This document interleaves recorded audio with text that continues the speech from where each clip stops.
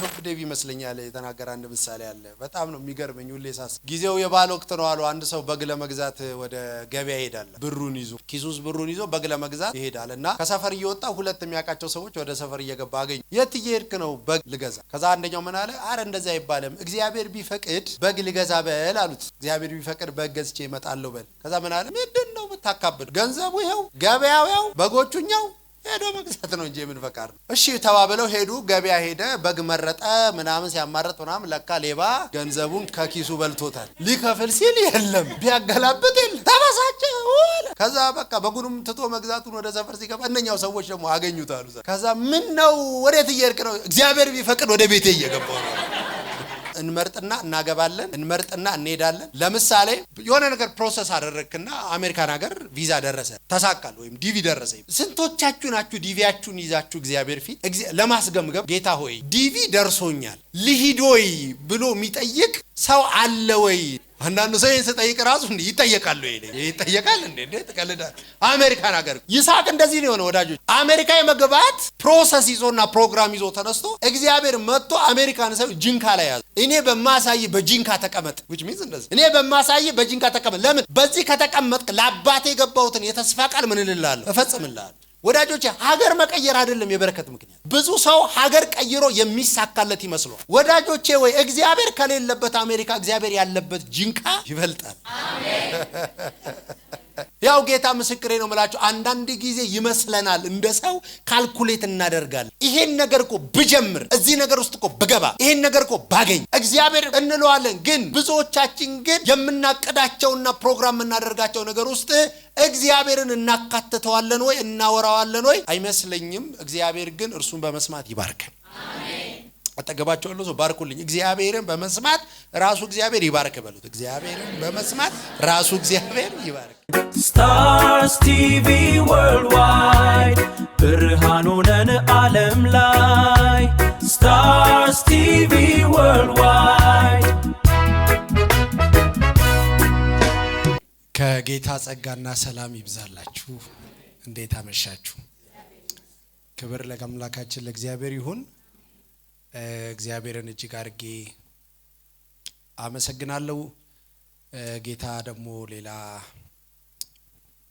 እድልን ስለሰጠኝ ምሕረቱን ስላደረገልኝ የትኛውም በእግዚአብሔር ሕዝብ ፊት ምን ቆመበት እድል ከእግዚአብሔር ምሕረት የተነሳ የሚሰጥ እንደሆነ አምናለሁና በጣም ስፔሻል ፐርሰን ስለሆነን አይደለም በእናንተ ፊት እንድናገለግል እድል የምናገኘው።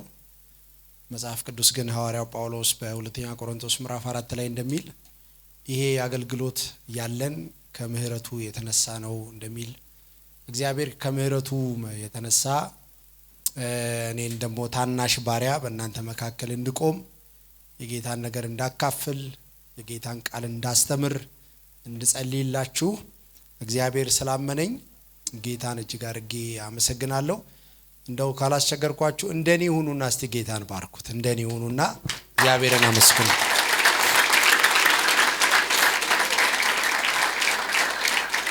ታውቃላችሁ አይደል ጌታን ማገልገል የእድል ሁሉ እድል እንደሆነ። በጣም ትልቁ እድል እግዚአብሔርን በህይወት ዘመናችሁ አገልግሎ ማለፍን የመሰለ እድል የለም። ጌታን በጣም ነው ማመሰግነው። ስለዚህ እንኳን እንደኔ የጌታን ነገር ለማካፈል መቆም አይደለም የጌታን ነገር ለመስማት መቀመጥ ራሱን የቻለ እድል ነው። ሲያድል ነው። አንዳንዴ ስንታደል ነው። ምክንያቱም ትዝ ይላችኋል ጌታችን ኢየሱስ ክርስቶስ ማርያምን ያላት ነገር ማርያም መልካም እድል መርጣለች ሲል አጠገቡ ለመቀመጥ እሱን ለመስማት እንደውም ከምታስተናግደው ከማርታ በበለጠ አጠገቡ ለመቀመጥ ስለፈቀደች ያንን ጌታ ኢየሱስ ክርስቶስ እድል አለው አይደል? ያውም ደግሞ መልካም እድል ከሷ ደግሞ አይወሰድባትም አይደልና እንኳን እንደኔ ቆሞ ማገልገል መቻል አይደለም እንደናንተ ራሱ ቁጭ ብሎ መካፈል ቁጭ ብሎ የጌታን ነገር መስማት መቻል ራሱ ሲያድል ነው። አጠገባቸው ያለውን ሰው ታድለ ነው ማለት። አንዳንዱ ድንገት መሄጃ አጥቶ የመጣ ከመሰለው እድል አግኝተ ነው እግዚአብሔር ምሕረት አድርጎልህ ነው። ስለዚህ በጣም ነው ጌታዬን ማመሰግነው። ደስ ብሎኛል በእናንተ መካከል ዳግም ደግሞ መምጣት በመቻሌ። አይ ቲንክ ኤግዛክት መቼ እንደሆነ ባላቅም ግን የዛሬ አይ ቲንክ ወይ 2 ዓመት ወይ ደግሞ ዓመት ከምናምን በፊት እንዲሁ የደስታ ኮንፈረንሳችሁ ላይ መጥቻለሁ። ደስ ይላል። ራሱ የኮንፈረንሱ ርዕስ የደስታ ኮንፈረንስ የትም የለም በነገራችን ላይ እናንተ ጋር ነው ያለው። እንደዚህ ኮንፈረንስ እያደረጉ ደስታ የሚታደልበት የትም የለም እና እንኳን አደረሳችሁ ለዓመታዊ ኮንፈረንሳችሁ። ደስ ብሎኛል በመምጣቴ። አፖስትል ጌታ ይባርክ።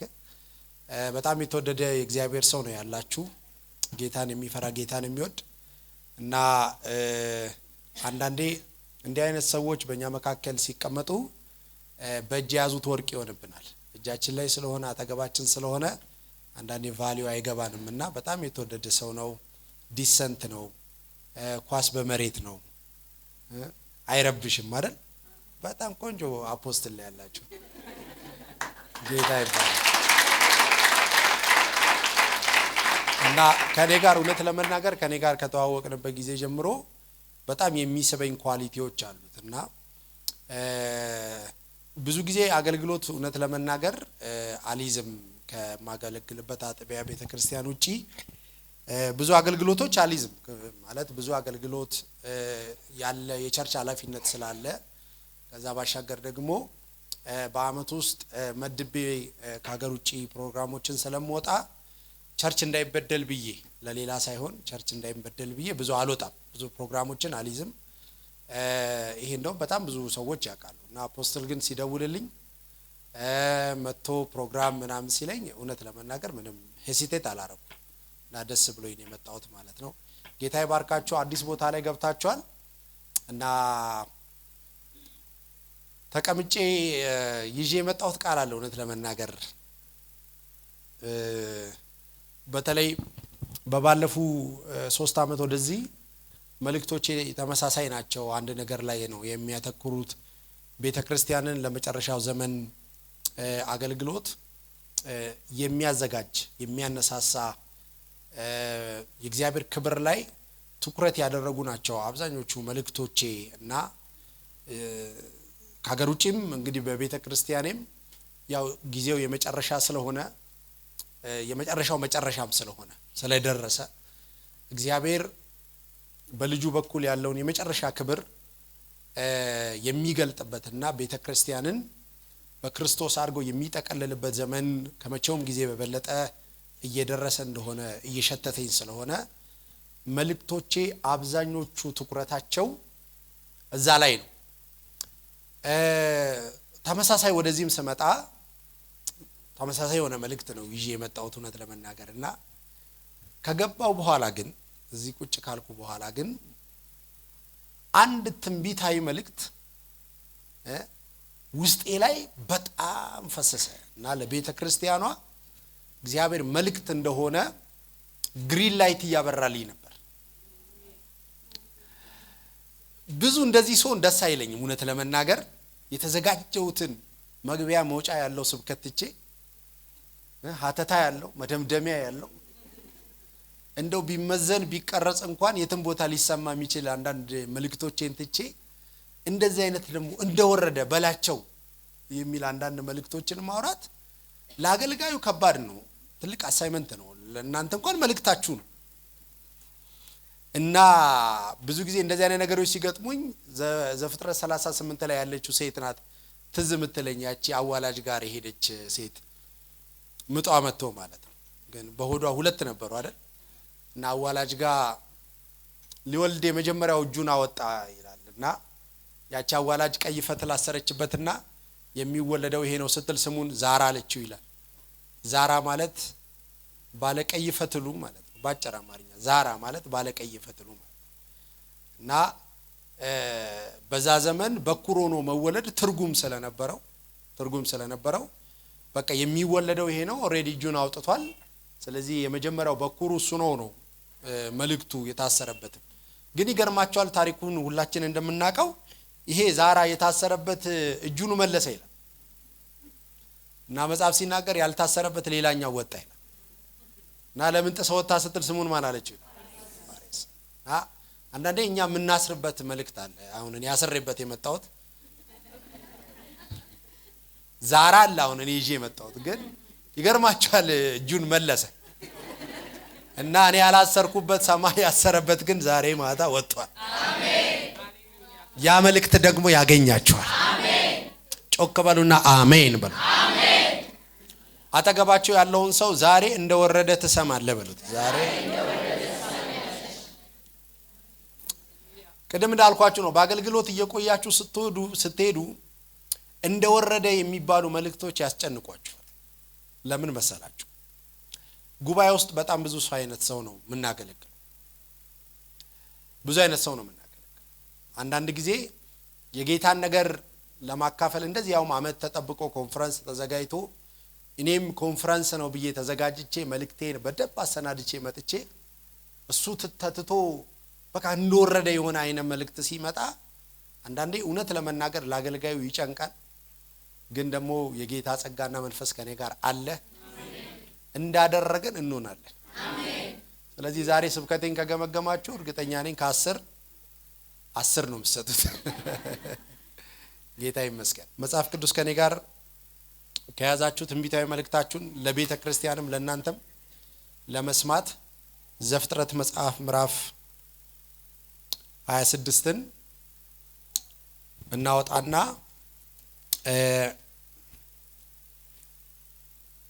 የምፈልገው ቁጥር ያው ዘፍጥረት መጽሐፍ ምዕራፍ 26 ከተባለ አንድ ቁጥር አለች አይደል? ሁላችን የምንወዳት፣ ሁሌ የምትሰበክ፣ ሁሌ የምትወራ ዘፍጥረት 26 ከተባለ ሰው ሮጦ የሚሄድባት ቁጥር አለች። ቁጥር 22 አይደል? ስለ ረሆቦት የተወራው ይገርማችኋል። እኔም ደግሞ እሷ ጋር ነኝ። ከቁጥር 20 ጀምሬ ላንብበው። ከፍ ብለን እናነብና እኛ ቤተ ክርስቲያን ለእግዚአብሔር ቃል ክብር ቆመን ነው የምናነበው። ከቻላችሁ ለቃሉ ክብር አንብበን እንቀመጣለን። ሰፊ ሰዓት ስለምንቀመጥ እንጸልያለን። ባይዘዌ አጠር ያለ መልእክት ነው ማቀርበው። ከዛ በቃሉ መሰረት እንጸልያለን። ቁጥር 20 እንደዚህ ይላል የጌታ ቃል። የጌራራ እረኞች ግን ውሃው የኛ ነው በማለት ከይስሐቅ እረኞች ጋር ጠብ አነሱ።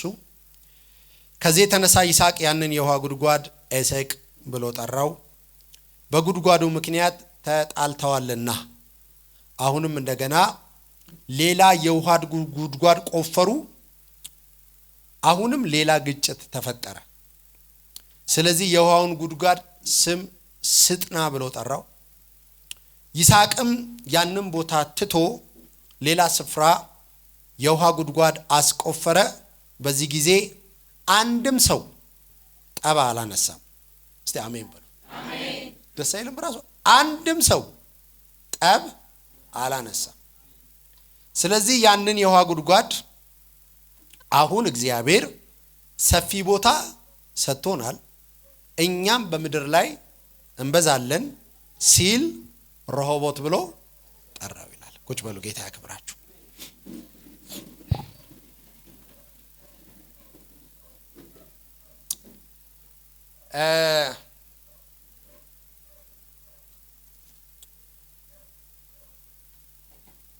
አይታችሁ ከሆነ ይስሐቅ እያንዳንዱን ጉድጓድ ያገኘውን ጉድጓድ ስያሜ ሲሰጣቸው ከተፈጠረው ሁኔታ ጋር እያያያዘ ስም ነበር ይሰጣቸው የነበረው። የመጀመሪያዋን ኤሴቅ ሲላት ምክንያቱ ክርክር ማለት ነው። የስሙ ትርጉም በራሱ ኤሴቅ ማለት ክርክር። ለምን? በዛ ጉድጓድ ምክንያት ክርክር ስለተነሳ፣ ጠብ ስለተነሳ የዛን ጉድጓድ ስም ይስሐቅ ኤሴቅ አለው ይላል። ኤሴቅ ማለት ራሱ የስሙ ትርጉም ክርክር ማለት ነው። ከዛ በኋላ ቀጥሎ ያገኘው የይስሐቅ እረኞች ሌላ ቦታ ቀጥሎ ያገኙትን ጉድጓድ ስጥና ብለው ሲጠሩት፣ ስጥና ማለት የስሙ ትርጉም ተቃውሞ ማለት ነው። ተቃውሞ ማለት ለምን? አሁንም በዛ ምክንያት በዛ ጉድጓድ ምክንያት ጠብ ስለተነሳ፣ ክርክር ስለተነሳ እነኚህ የመጀመሪያ ሁለት ጉድጓዶች አንደኛውን ክርክር አንደኛውን ተቃውሞ ብሎ ጠርቷቸው ቦታውን እንደተወ ይነግረናል። ቀጥሎ የተገኘችው ረሆቦት በጣም ብዙ ሰው ረሆቦት ማለት ሰፊ ቦታ፣ የሰፋ ቦታ፣ እንደውም በጣም ብዙ ክርስቲያኖች ከዚህ ረሆቦት ከሚል ስም ጋር በተገናኘ ብዙ ስም ያወጣሉ አይደል? እንደውም ብዙ የክርስቲያን ቢዝነሶች እንደው ካጣራችሁ ስማቸው ረሆቦት ነው። ምክንያቱም ይሄ መስፋትን መውረስን ያማከለ አይነት ስለሆነ እሰፋለሁና ወዳጆቼ ሮቦት ማለት ግን እሰፋለሁ ማለት አይደለም። ሮቦት ማለት ኢቭን ሰፊ ቦታ ማለትም ማለት ነው። ሮቦት ማለት የስሙን ትርጉም አዲሱ ትርጉም ላይ ድንገት አፖስትል ያዘው ላይ ሮቦት ማለት ከስር ላይ ትርጉም ስሙ ትርጉም ይሰጠዋል። ሮቦት ማለት አንድ ክፍል ማለት ነው። አንድ ክፍል ማለት ወይም ትንሽዬ ቦታ ማለት ይገርማቸዋል። በዚህ ጉድጓድ ምክንያት ያልተጣሉበት ምክንያት ራሱ በጌራራ ያሉ እረኞች ጉድጓዷን ሲያዩት ያን ያህል ለጠብም ለክርክርም እምትጋብዝ አይነት አይደለች። እነኛ ዳጎስ ያሉ ናቸው። እነኛ ስጥና ኤሴቅ የሚባሉ ጉድጓዶች በደንብ ቢያዙ የሚያዋጡ ቢከራከሩ ተቃውሞ ቢያስነሱና ቢወስዱበት የጌራራ እረኞች የሚጠቀሙበት አይነት ጉድጓድ ነው። እቺ ሮቦት ግን አይን የምትገባ አይነት አይደለችም። ለዚህ ነው ሮቦት ማለት የስሙ ትርጉም ራሱ በብዙ በትልቅ ቤት ውስጥ ያለ አንድ ክፍል ማለት ነው። ትርጉሙ ያው ራሱን መጽሐፍ ቅዱስ ያሰሰው ማንበብ ይችላል። ሮቦት ማለት ሰፊ ቦታ አይደል።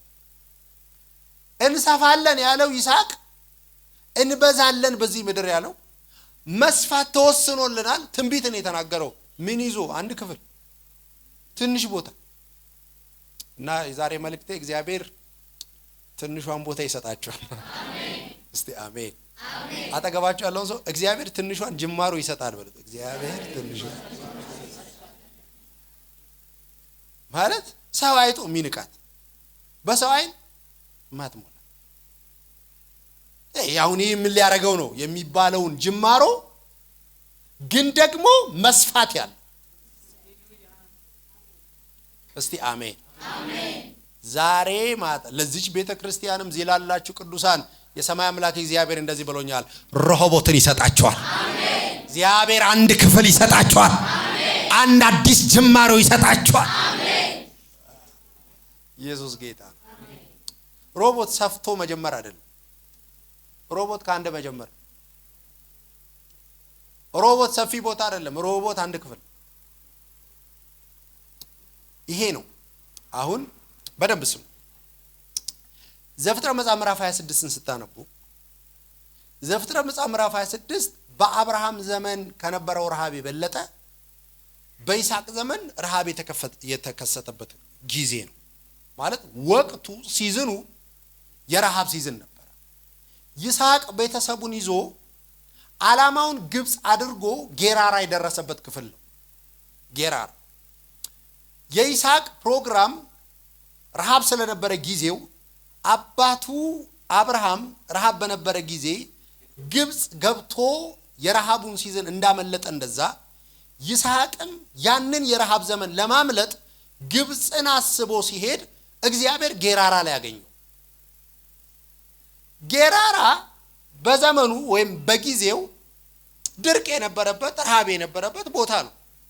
ማለት ረሃብ ፈርተ አምልጠ የምትሸሸግበት አይነት ሳይሆን ወደ ግብጽ የምታልፍበት አቋራጭ መንገድ ነበር። አቋራጭ ላይ ነው እግዚአብሔር ያዘው።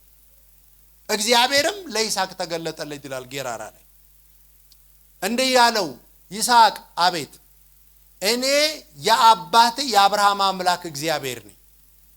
ለአብርሃም እንዲህ ብየው ነበረ፣ እሺ ምድርን እሰጥሃለሁ፣ የብዙ አሕዛብ አባትም አረጋለሁ። ለአብርሃም የገባሁትን የተስፋ ቃል አሁን ላንተ እፈጽማለሁና እኔ በማሳይ በዚህ በጌራራ ምድር ተቀመጥ፣ ወደ ግብጽ እንዳትወርድ አለው ይላል መጽሐፍ። እንዳልኳችሁ ጌራራን የመረጠለት እግዚአብሔር እንጂ ጌራራን የመረጠው ይስሐቅ አልነበር።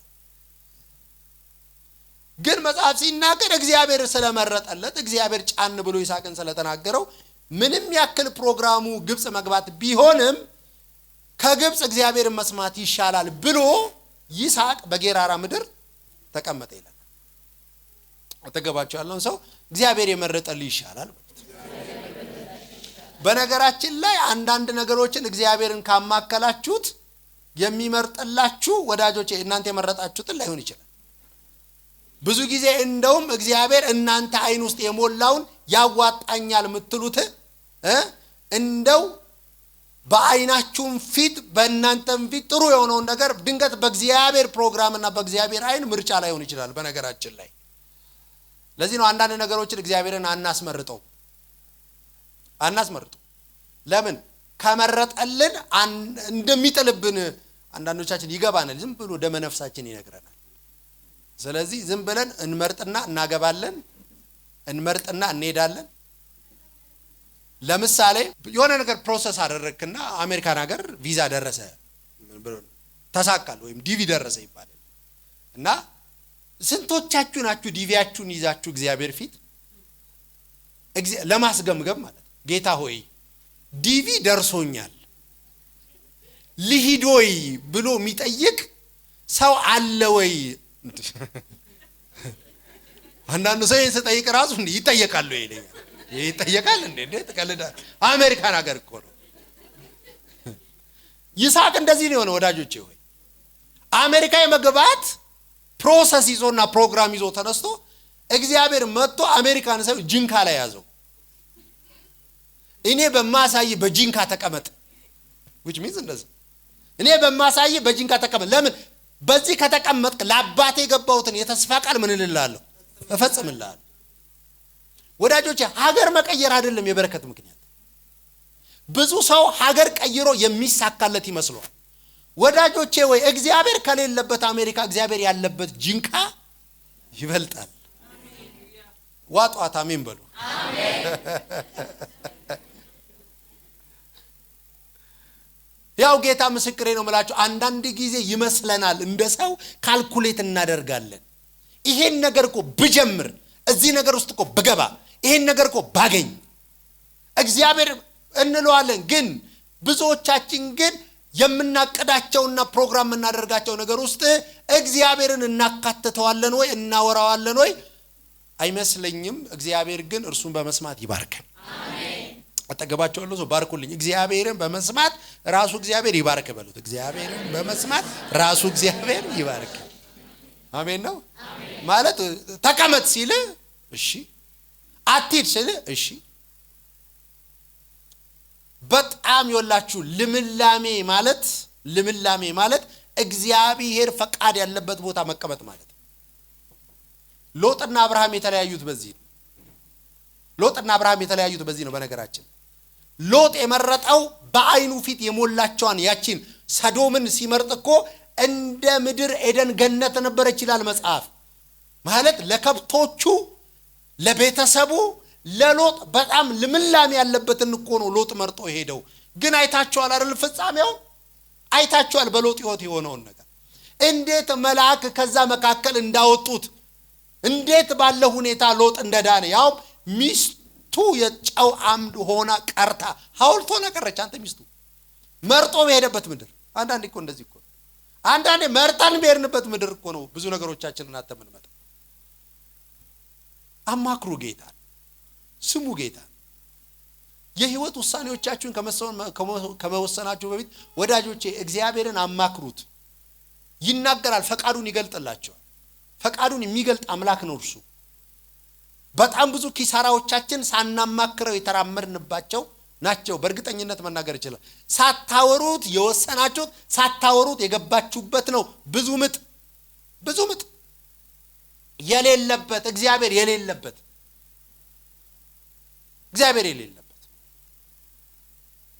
ለዚህ እኮ ነው አብርሃምን እግዚአብሔር መጣና በቃ ሎጥ መርጦ ሲሄድ ለአብርሃም ማን መረጣ አትሉኝም? እግዚአብሔር። አብርሃም የመረጠለት እግዚአብሔር። እዚህም ክፍል ላይ የምታዩት በይስሐቅ ህይወት ውስጥ እግዚአብሔር ጌራራ ላይ ይዞ እዚህ ተቀመጥ ሲለው በቃ ይስሐቅ አልተከራከረም። ተስፋ ቃሉን ሲሰጠው አልተከራከረም። እንደውም መጽሐፍ የሚለው ይስሐቅም በዛው ምድር ዘርም ምን አለ ዘራ። ውጤቱን አይታችሁታል። በዛው ዓመት ይስሐቅም ምን አለ አጨደ። ስንት? 100 እጥፍ። ሃሌሉያ። ያውም በምድረ በዳ፣ ያውም በበረሃ ጊዜ፣ ያውም በረሃብ ወቅት ይስሐቅን 100 እጥፍ ያሳጨደው ምንድነው ካልከኝ ከመሬቱ እንዳይመስል ከሰማው ፈቃድ። እስቲ አሜን አሜን። አረኔ ልባርካችሁ። በእግዚአብሔር ፈቃድ አምላኬ ይባርካችሁ። አሜን። እርሱን በመስማት ይባርካችሁ። አሜን። የሚሰማኝ ቢኖር እኮ ነው መጽሐፍ የሚለው ታውቃላችሁ። በጣም ብዙ ጊዜ ኪሳራችን እግዚአብሔርን አለመስማት ነው። ሲጀምርም አናማክረውም። ሲጀምርም በቅዶቻችን በፕሮግራሞቻችን ላይ የለም። አሁን ቀርቷል እኮ ብዙ ነገር ቀርቷል አይደለ ነው አይደል? ተሳሳትኩ። ብዙ ነገር እኮ ቀርቷል።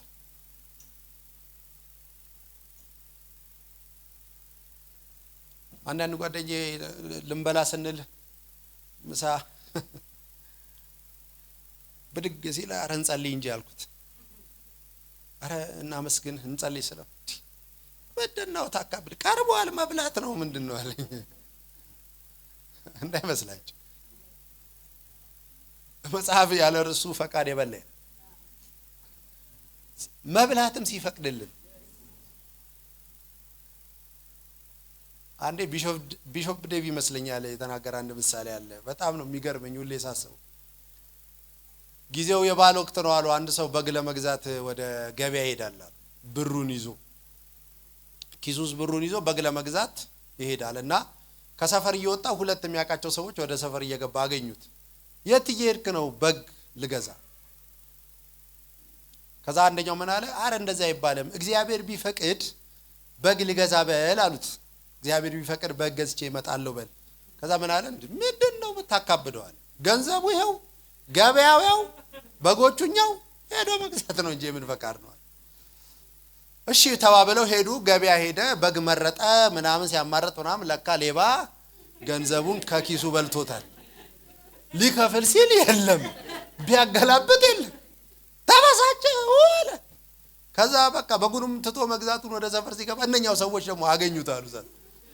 ከዛ ምን ነው ወዴት እየሄድክ ነው? እግዚአብሔር ቢፈቅድ ወደ ቤቴ እየገባው ነው።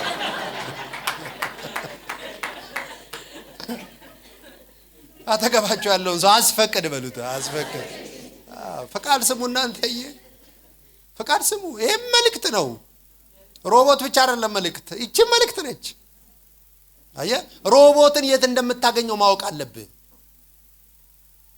የበረከትን ቦታ ማወቅ አለብህ። እግዚአብሔር የበረከት ቦታ ማለት የሆነ መልክዓ ምድር አይደለም፣ የእግዚአብሔር ፈቃድ ነው።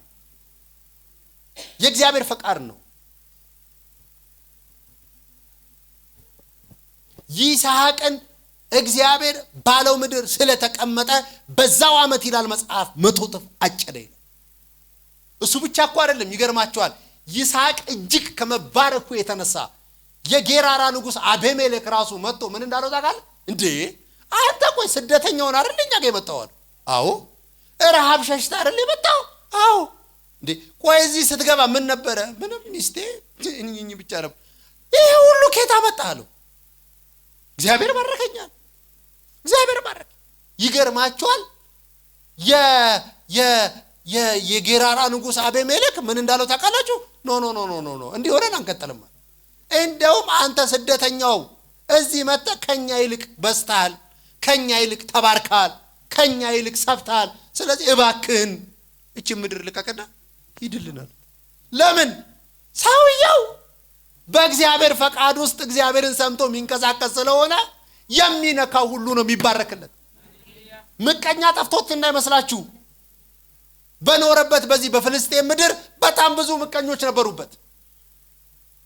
የፍልስጤም እረኞች ይገርማቸዋል፣ እየመጡ እየተከታተሉ ይስሐቅ ቆፍረው የነበረውን ጉድጓድ ይደፍኑበት ነበር። ዘፍጥረት 26 ነበር። በጣም ምቀኞች ነበሩበት። በሀገር ደረጃ ነው ሰውየውን ውጣልን የተባለው። ጌታቸው የሀገር ንጉስ መጥቶ እባክህን ስደተኛ ሆኖ የመጣው ሰውዬ የሎ ካርድ ይዞ የመጣው ሰውዬ ስደተኛ ካርድ ጭራሽ ከነሱ ይልቅ በስቶ በከብት በስቶ በባሪያዎች በስቶ እግዚአብሔር ባርኮት እግዚአብሔር የዘራውን ዘር አሳጭዶት በሰላም ይድልናል። ይስሐቅ ቀጥሎ የሄደው ወደ ጌራራ ሸለቆ ነው።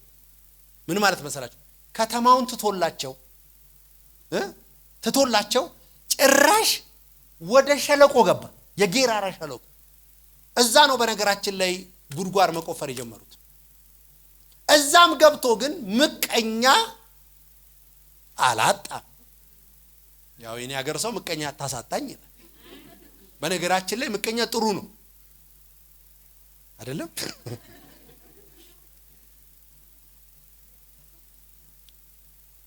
ክፉ አከራይ እኮ ጥሩነቱ ቤት እንድትገዛ እንድታስብ ያደርጋል አይደል? ክፉ አከራይ ካለ ሌላው ቢቀር እኮ አንደኛው ርዕስ የሚሆነው እግዚአብሔር ሆይ የዚህን ሰውዬ ፊት እስከ መቼ ነው የማየው አይደል? አገላገለኝም ወይ ቤታስ ርዕስ ራሱ ይኖራል እኮ። ጥሩ አከራይ ከሆነስ በቃ እንደራሴው ይላል። ያንተ ግን አይደለም። በስተመጨረሻ ትወጣል።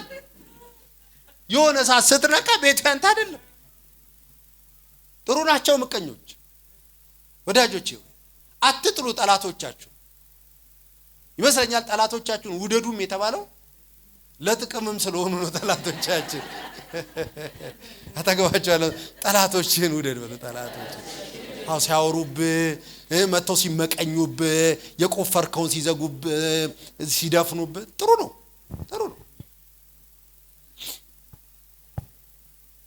ኢየሱስ ጌታ። ወደ ሸለቆ ወረደ ሰውየው። ግን ኪዳን ያለበት ሰው ስለነበር ሸለቆ ወርዶ ጉድጓድ ሲቆፍር አንተ ምንጭ ፈለቀለት። ከዛ በዛ በጌራራ ሸለቆ ያሉ የጌራራ እረኞች መጡና ይገርማል በራሱ ይፈስተበት በራሱ ጉልበት በራሱ እረኞች ያስቆፈረውን ጉድጓድ እንዴ ይገርማል እኮ ስጠን እኮ ያባት እኮ ነው የኛ ነው የኛ ነው አምጣ የኛ ነው። ያው የሰው ሀገር የሰው ነው ምን ታረጋለህ? ጠብ ከተነሳ አይተናነቅ ነገር የሰው ሀገር ነው። ይሳቅ ደግሞ ጴንጤ ነው።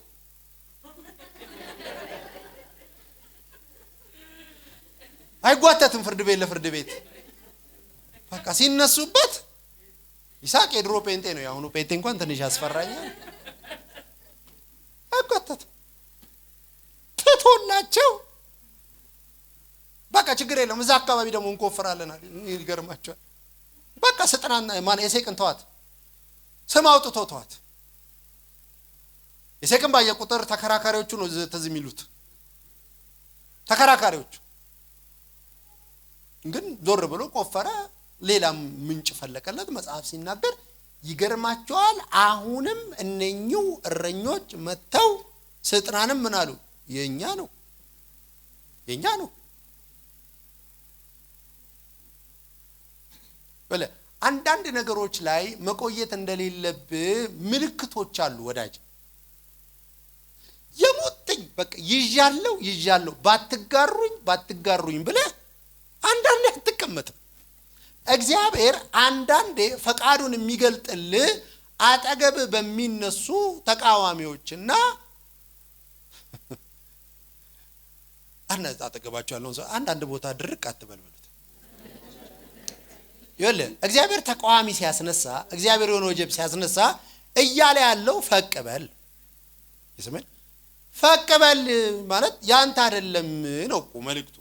ራሴን የቆፈርኩት ራሴ ጉልበቴ ልጅነቴን ሰጥቼ የሆነ ነገር አድርጌ እኔ አሁን አንዳንድ ወዳጆች አውቃለሁ አገልጋዮች ወጋጅ በግልጥ መጥቶ ያንን ሰፈር ያንን ቦታ እንዲለቁ እግዚአብሔር በግልጥ አማርኛ መጥቶ ነግሯቸው ና ልጅነቴን ሰጥቼ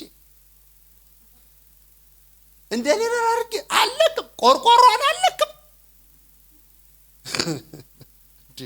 በተብተ የተከተው የተቀበረበት ነው እንደሆነ ቅዱስ ቦታ ጸበል እንደፈለቀበት አለቅም።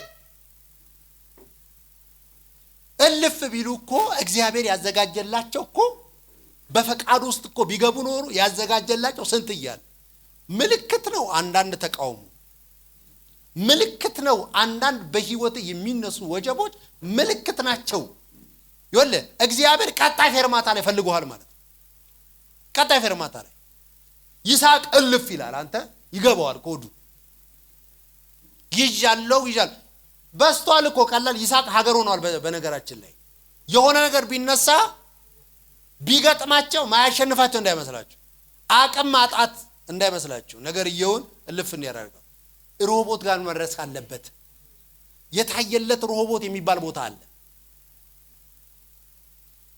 ተቃውሞን ክርክሩን አለፈ። እለፍ ክርክር እለፉ ተቃውሞ። ቢዝነስ ሲሰሩ አንዳንድ ቦታ ላይ ጌታን ስሙ፣ ጌታን ስሙ። ሁሉ ነገር በሰይጣን አታሳቡ።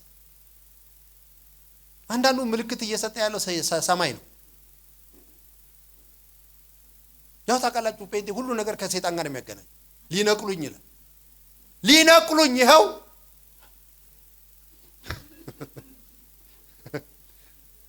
እንደው ሰይጣን አንዳንዱ አረኔ ምን ቦጣኝ አረኔ የለበት እጄ የለበት የሚል ይመስለኛል። ሁሉን ነገር መንፈሳዊ ውጊያ አድርገው አየ እግዚአብሔር ለቀጣይ ፌርማታ ለሮቦት እያሰበ እግዚአብሔር ፈቅ ይላል ይሄዳል ብሎ ሲያስብ አንተ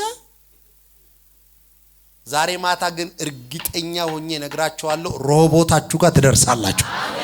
እስቲ አሜን አሜን። እመኑኝ አንዳንድ ቦታዎችን ተሸንፋችሁ አይደለም የምትለቋቸው። እግዚአብሔር ለሮቦት ስላሰባችሁ፣ እግዚአብሔር ለክብር ስላሰባችሁ፣ እግዚአብሔር ለመስፋት ስላሰባችሁ። አረ እኔ መንፈሴ ላይ ሰማለሁ መስፋት ተወስኖላችኋል፣ መብዛት ተወስኖላችኋል። ራዳባሳታራ በጣም ትልልቅ ቢዝነሶች የሚጀመሩበት ማታ ነው። ትልልቅ ራእዮች የሚወለዱበት ማታ ነው። አሜን ትላላችሁ? አሜን። አዎ ታዲያ ፈቅ የሚያደርገው በምንድነው ካልከኝ በተቃውሞ ምክንያቱም አንተዬ ተቃውሞ ካልበዛብህ ዞር አትል።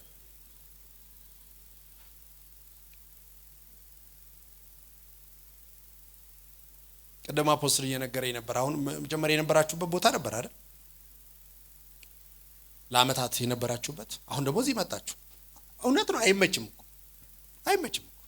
ግን እያነቃነቃችሁ ነው። እግዚአብሔር ለዚህ ቤተክርስቲያንም ስለሆነ መልእክት ወደ ሮቦታችሁ እያነቃነቃችሁ ነው። አንዳንዱ ምቀኛ ምን ይላል? የአፖስትልን አገልግሎት መር ምቀኛ ይሄው ሊነቅለው ያው ደግሞ ላይ ወጥቷል። ያው አንዴታች አንዴ ላይ ወስዷል ይላል።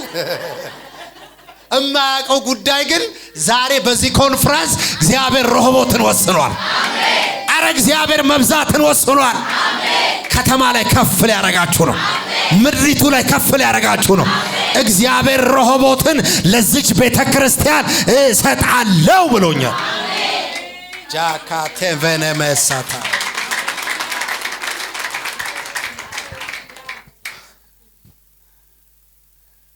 እታችን አዲስ ዓለም መዝሙሯ እንዴት እንደምወደው ማበሉ ለምን ገፋኝ አልልም ይክፋኝ፣ ወጀቡ ለምን ነካኝ ባንም ነካኝ።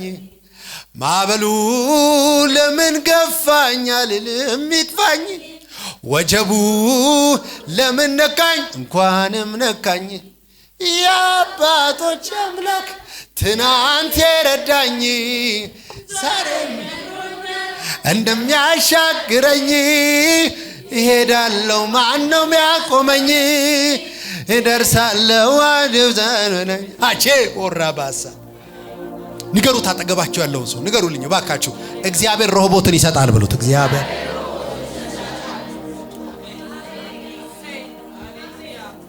ሮቦት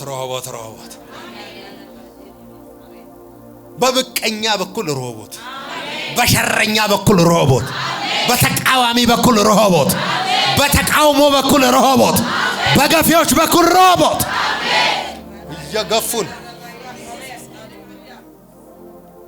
ኢየሱስ ጌታ።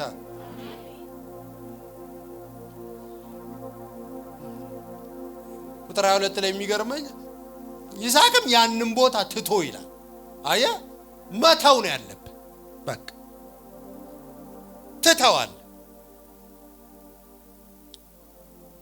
ሮቦትን ካገኘ በኋላ ያለውን ነገር በደንብ ስሙ ላንብብላችሁ። መልእክቴን እየጨረስኩ አሁን አለ ያችን ጉድጓድ አግኝቶ አሁን አለ እንዳልኳችሁ ነው። ጉድጓዷ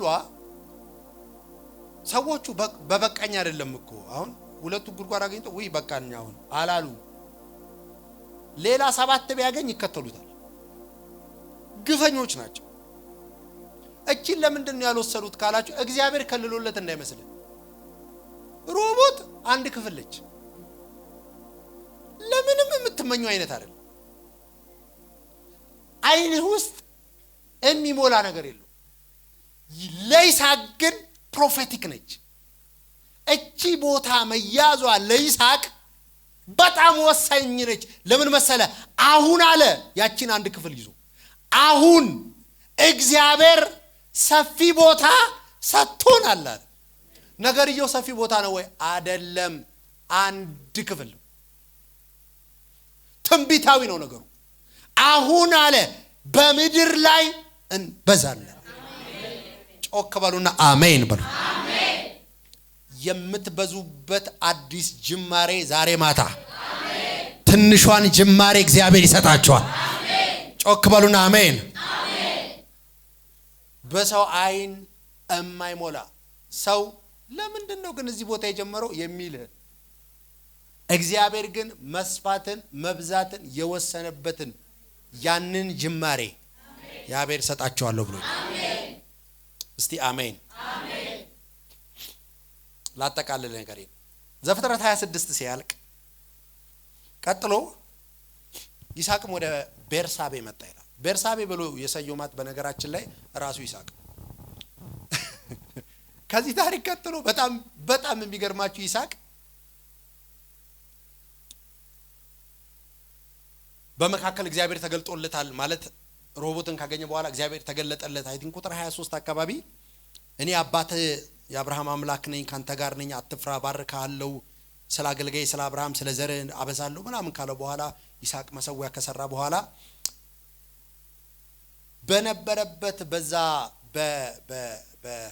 በነበረበት በዛ በጌራራ ሸለቆ ይስሐቅ ሌላ ጉድጓድ ቆፈረ። ሌላ ጉድጓድ። ታዲያ ወዲያው ስንት እንዳገኘ ታውቃላችሁ? 7። ከዚህ ትንሽዬ ጉድጓድ ቀጥሎ ይስሐቅ በዛው በጌራራ ሸለቆ ጉድጓድ ቆፍሮ 7 አገኘላል። 7 ጉድጓድ። ድሮ አንድ ያገኘ ስም የሚሰጠው ሰውዬ አሁን በደርዘን መስጠት ጀመረ። 7ቱን ሰበሰበና ሳቤ አላቸው። ሳቤ ማለት 7 ማለት ቤር ጨመረና ቦታውን ሀገር አረገው። ምን አለው? ቤርሳቤ። ሰው ወዲያው ሀገር ይሆናል እናንተዬ? ሰው ከአንድ ጉድጓድ ሀገር ይሆናል? ቤርሳቤ የሚባል ሀገር። ምክንያቱም ሀገር ወዲያው እንደሆነ የምታውቁት ንጉስ አቤሜሌክ ወደ ቤርሳቤ መጣ ይላል። የትልቁ ሀገር የጌራራ ንጉስ አቤሜሌክ ወደ ይስሐቅ ወደ ታችኛው ወደ ጌራራ ሰፈር ወደ ቤርሳቤ ወደሚባለው መጣና ይስሐቅን ምን እንዳለው ታውቃላችሁ? ይስሐቅ አቤት፣ እኔ እናንተ አግሪመንት መፈረም አለብናል። ምን አይነት አግሪመንት? ሀገራዊ። ይስሐቅ አለው አቤት፣ እኔ ስሸኝ ትዝ ይላል ከዚህ በፊት በሰላም አይደል ሸኘው ካለ እናንተ በቡ ታሪኩ በሰላም አይደል ያሰናበትኩ? አዎ። አሁን ቃል ግባልኝ። ለምን? አንተ እየሰፋ እየበዛ ሀገር ሆናልና አሁን ቀጥሎ ምን እንደሚፈጠር ስለማላቀው ፒስ ትሪቲ ካንተ ጋር መፈረም አለብኝ አለ። እኔ እናንተ ሰላማዊ ሆነ ላትነካኝ ጦርነት ላትከፍትብኝ የኔ የሆነው ነገር መተናል በሰላም ነገሮችን እኔ እናንተ በሀገር ሰውየው ስደተኛ ሆኖ ገብቶ ሀገር ሆኗል። ረሃብ ፈርቶ ሊለምን መጥቶ እግዚአብሔርን የሰማ ሮቦት የተሰጠው ስለሆነ አረ ሀገር ታይቶላቸዋል። ያው ጌታ ምስክሬ ትልልቅ ቢዝነሶች የታየላቸው ወንድሞችና እህቶች አሉ እዚህ ራካና ማሳቲያ እግዚአብሔር ሀገር ያየላቸው፣ እግዚአብሔር ምስራቅ አፍሪካን ያየላቸው፣ እግዚአብሔር አፍሪካን ያየላቸው። ከዚህ ትንሽ ጉባኤ ከዚህ አንድ ክፍል ከምታከል ሮቦት ከሆነች ጉባኤ እግዚአብሔር ታላላቅ ነገሮችን አየ። እስቲ አሜን። 26 ዘፍጥረት 26 የተጠናቀቀው ይስሐቅና አቤሜሌክ የሚባለው ንጉስ ተፈራርመው ነው አግሪመንት። ሰውየው ሀገር ሆነ ቤርሳቤ። ወዲያው ምዕራፉ ከማለቁ በፊት ፍጥነቱ ምን ልላችሁ ፈልጌ ነው። ይሄው መጽሐፌን ዘጋው ጨርሻለሁ። ነገር መልእክቱ ዛሬ ትንቢታዬ ነው። እስቲ አሜን። እግዚአብሔርን መስማት ለቻለ እግዚአብሔርን ማድመጥ ለቻለ ሰምቶ ለሚንቀሳቀስ እግዚአብሔር በተቃውሞም እግዚአብሔር በስደትም እግዚአብሔር በመቀኛም በሸረኛም በኩል አንድ ነገር እርግጠኛ ሆኖ ዛሬ ማታ እግዚአብሔር ነግሯል፣ ሮቦት ጋር ያደርሳል። አሜን። ሮቦት ለጅማሬ ማትሆን ትመስላለች። ማንም ሰው ሮቦትን ለጅማሬ አይቶ እበዛለሁ ሰፋለሁ አይልም። ለምን? በጌራራ ያሉ እረኞች እንኳን ቦታ አልሰጡትም። ይገርማቸዋል። ግን ይስሐቅ ያቺን ቦታ ያቺን ስፓት ሲይዝ እርግጠኛ ነው እግዚአብሔር በዛች ምድር ላይ እንደሚያበዛው እንደሚያሰፋው ሀገር እንደሚያረጋው። ወዳጆቼ የምንም ትልቅ ጅማሬ ትንሽ ነው። ትንሽ ነገር ማንም ይናቅ፣ እናንተ አትናቁ። በተለይ እግዚአብሔር ያለው ትንሽ ነገር። ይሄ መጽሐፋችን በትልልቅ ነገሮች እግዚአብሔር የሰራባቸው በትንንሽ በኩል ነው። ያቺ ባለዳ ሴት ትዝ ይላችኋል? ከነቢያት ወገን ባል ነበራት። ኤልሳ የጠየቃት ጥያቄ እኔ ግርም ነው የሚል፣ ምን አለ ቤትሽ? ሴትዮዋ እኮ ሸጣ ጨርሳለች። ምን ያልሸጠችው? የቀራት እኮ ልጆቿ ናቸው ሁለቱ፣ ያልተሸጡ ሁለት ልጅ። ሌላው ቤት ያለ ምን ቀረ አንተ? ለባለዳ ለመክፈል። ኢንተረስት ሬቱ ከባድ ነው፣ አያልቅም። አንተ የዚህ ባለዳ ኢንተረስት ሬት፣ ሴትዮዋ ኢንተረስት ስከፈል ዋናውን ጭራሽ አልለካቸው። ይስሐቅ ማን ነው? ኤልሳ መጥቶ ምን ይላል? ምን አለ ቤትሽ? በቤት ያለው አለች። አዎ አንድ የዘይት ማሰሮ። ብዙ ሰው በማሰሮ ውስጥ ትንሽዬ ዘይት ይላል። ምንም ዘይትም የላትም በነገራችን ላይ፣ ማሰሮ ነው ያላት።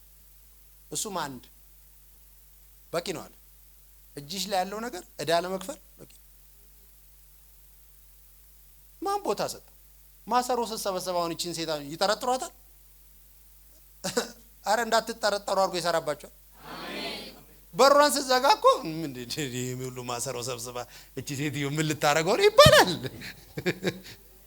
መቼም ትመልሳለች። አይ ማሰሮ አሸጠው ማሰሮ። በዛ ላይ በእስራኤል ማሰሮ በየሜዳ የምታገኘው ነገር ነው፣ መታጠቢያም ስለሆነ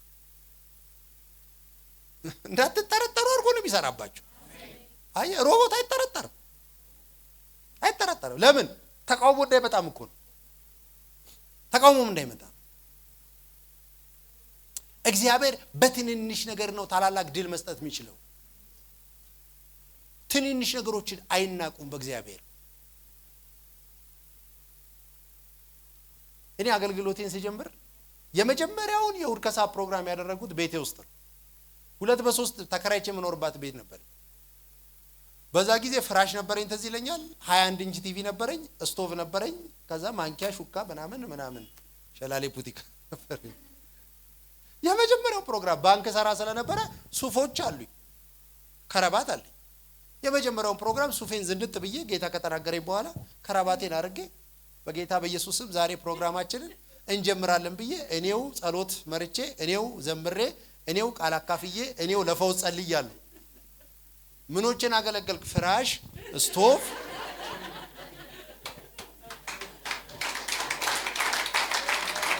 ለኔ ይገርማል። ለኔ ጓደኞቼ አብረን ተከራይተን የምንኖር ጓደኞች አሉኝና ያበርኩ መሰላቸው። ለኔ ግን ሮቦቴ ነበረች። አንድ ክፍል ቤት። የኔ አገልግሎት ከአንድ ክፍል ላይ ጀመረው። በነገራችን 3 በ2 የምትከፍል ትንሽዬ ክፍል ኦቨርፍሎ ይሰማል እያልኩ እብድ እኮ ነኝ በእውነት። ቤቴ ብቻ እኮ ኦቨርፍሎ ይሰማል ወይ እላለሁ። እስኪ ያለበኝ ፎጣ ይዤ ፎጣ ገዝቻለሁ። ባዶ ክፍል ውስጥ ፎጣ ይዤ እንዲህ እያልኩ እየጠረኩ ኢየሱስ ጌታ። ያቺን አይተውን ማን ይጠረጥራል? ማን? እግዚአብሔር ግን አየህ ሰፊ ነገር አይቶልኛል። ከዛ በ3ኛ ሳምንት ነው ምናምን ሁለት ማቃቸው ባልና ሚስት መጡ። ጸሎት ጀምሬያለሁ ስላቸው አረኛም ጸሎት እንፈልጋለን እስቲ ብለው መጡ። በስማ የዛን ቀን አቤት የለበስኩት